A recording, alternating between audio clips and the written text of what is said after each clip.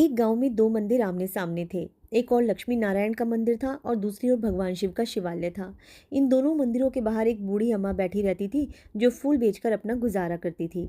गांव के सभी भक्त उनसे फूल ले जाया करते थे। एक दिन फूल वृद्धा के पास थोड़े कम पड़ गए। तभी वहां एक कट्टर शिव भक्त आया और महादेव की पूजा के लिए फूल मांगने लगा।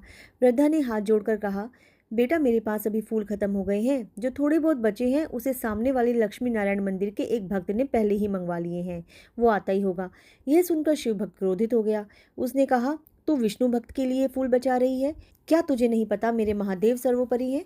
उन पत्थरों के नारायण को फूलों की आवश्यकता है। तू वो फूल मुझे दे दे, मुझे अपने प्रभु को प्रसन्न करना है। वृद्धा के बार बार मना करने के बावजूद उस भक्त ने जबरदस्ती फूलों की टोकरी छीन ली और तेज कदमों से शिव मंदिर की ओर चल दिया। जैसे ही वह गर्व के साथ शिवलिंग पर फूल अर्पित करने लगा, उसकी आंखें फटी की फटी रह गई। उसे साक्षात शिवलिंग के भीतर भगवान विष्णु नारायण के दर्शन हुए।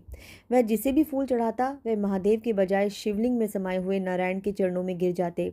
तभी उसको एक दिव्य वाणी सुनाई दी, हे अज्ञानी, तो जिसे मेरा अपमान समझकर छीन लाया है, वह मेरा ही स्वरूप है।